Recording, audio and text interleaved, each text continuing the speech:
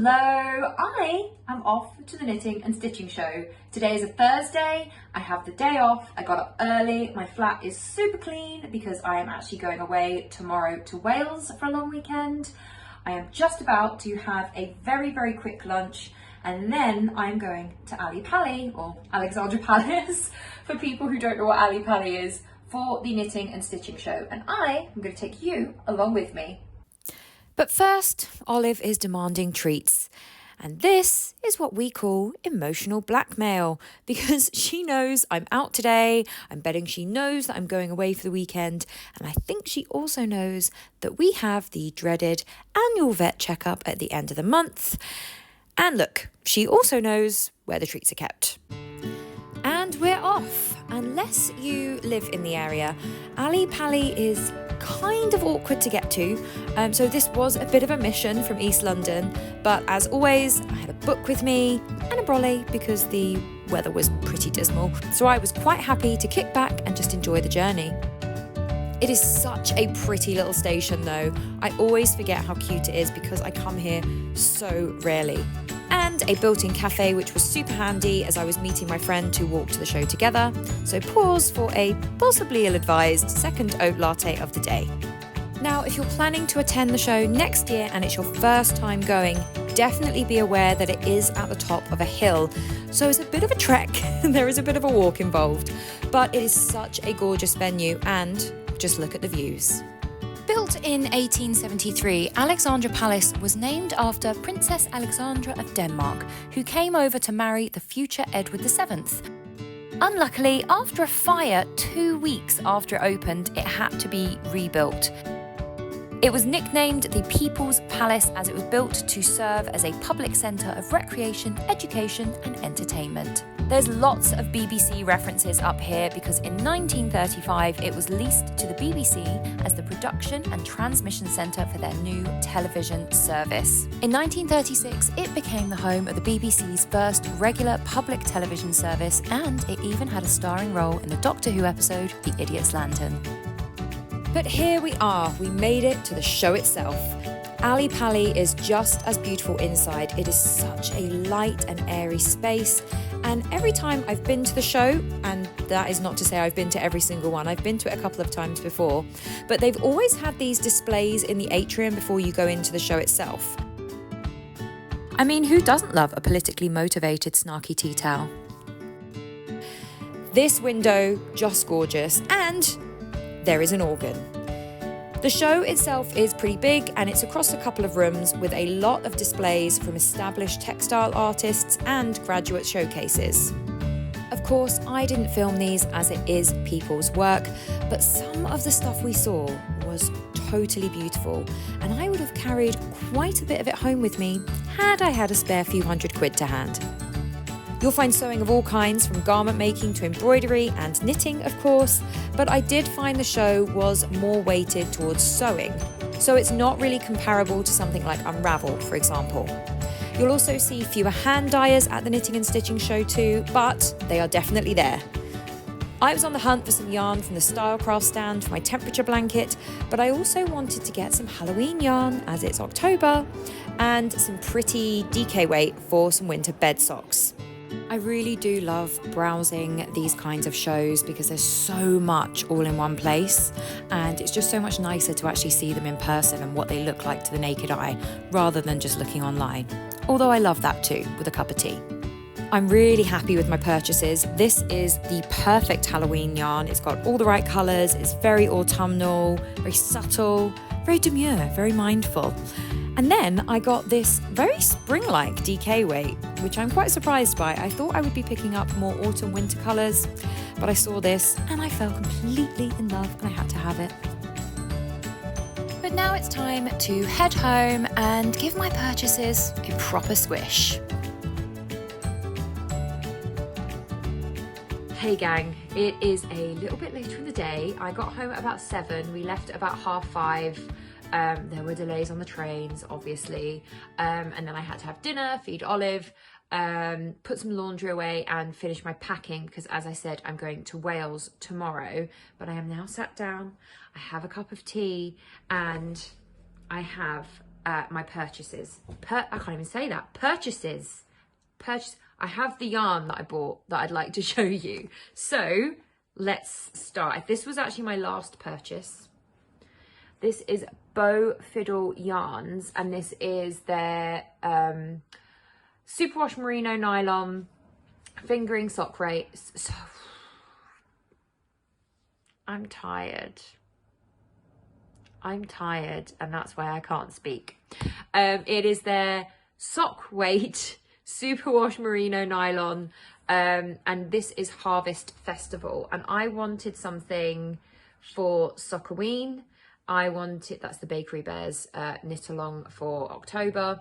I've knit my Jack and Sally socks, that's Jinx yarn, and I just wanted something else that was a little bit more Halloween-y for the month. Will I get this cast on? I don't know, but we're going to give it a go. But this, I chose this because I'm just crouched over like a little gremlin. I chose this because, Harvest Festival says it all. That's very autumnal, but this kind of yellow with the green and this purple, it's saying hocus pocus to me. So that's my one skein. And I was looking for some DK yarn, just a single skein, because I want to make some bed socks in DK weight. So I got this, which is from Cozy Kitchen Fibres, and this is their superwash merino DK. So it doesn't have any nylon in, because obviously it's not designed to be a sock yarn. Hopefully I've got enough to get a shorty pair of bed socks out of this, but this is called Bluebell Wood. But oh, this is so pretty. I treated myself over the summer to some of the Bluebell stuff in Body Shop, so yeah, I do love Bluebells. So those are my two bougie skein purchases. But I mentioned before that I was working on a temperature blanket, and I was running quite low on a couple of greens. We have now hit the green section again. So I was really happy to see there was a Stylecraft stall there, which just meant I saved a few quid on P&P. So that's very good. Happy with that. I did get something else that I have actually left charging. So come with me, because I got glow in the dark yarn, okay? And I have it charging.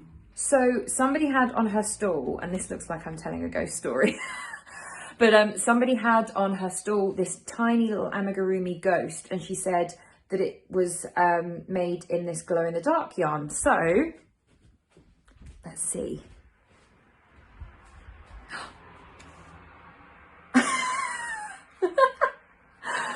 That's so funny. That's so funny. So yeah, I'm going to make a tiny little amigurumi glow in the dark ghost. I just need the little clip-on eyes, because we've learned from Haunted Haunted Baby Yoda that we don't do button eyes, because that does not end well. So that's all my yarn purchases. Let's have a look at some of the other bits and bobs in here.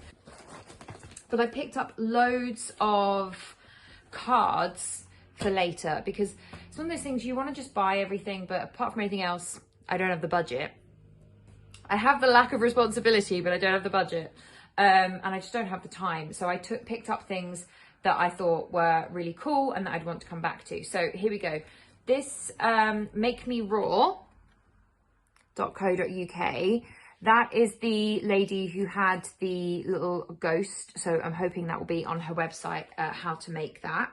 So that is that. Cool Woolings is a very cool name. They had the most incredible neon yarns, and I very nearly got a neon, like ultraviolet instead of the Bluebell Woods. So I will save that, because because I might make more bed socks. So there we go. Bow Fiddle Yarns, I got a card, even though I also got their yarn, so I can hardly forget them. But I got their card as well, because it's just really cute. Amelia Stitches, so cool. She had a whole wall of Taylor Swift embroidery. So she'd done an embroidery. Look, you can see them there. She'd done an embroidery for every album. And she'd also done an Eras Tour one that you could personalise with the date and the place. and I very nearly went back and got that, but I've got so many other knitting projects to do. I'm going to just hang on to this and maybe treat myself at the end of the year. But that was very, very nearly a purchase. The pigeon's nest had such a like the store was amazing. I absolutely loved it, and she had loads of pictures of herself using yarn to dress up as famous people. She had Freddie Mercury, she had Girl with a Pearl Earring, she had Cruella de Vil, just loads. And this one I had to get because it was the only person I was like, I don't know your name, but I recognize your face, and I wanted to say Edna Mode from The Incredibles, and obviously it's not, it's Iris Apfel, who I believe inspired Edna Mode, and I just thought that was really cool, so I'm gonna stick that up on my pin board because I just thought that was really ingenious. But yeah, that is it. That is my little mini haul, not counting my ghost yarn that's over there charging under the lamp. I had a fantastic day. I got all my steps in, so I was feeling very accomplished, and I'm looking forward to finishing up the Christmas sock that I'm currently working on. I'm hoping to get a large chunk of that done while I'm on the train to and from Wales over the weekend. And then I can cast on a Halloweeny sock. And I might do a Hermione's every day. I know that's a free pattern and I've never done it before. Just fancy doing a little something something instead of just a vanilla sock. I will obviously keep you guys posted on all of those projects. And that's it.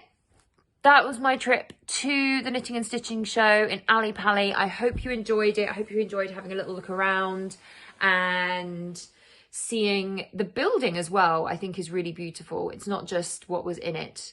And I'm hoping now, I'm thinking maybe I want to go and do some more yarn shows next year. So I don't know how many survived after COVID, but watch this space. Bye.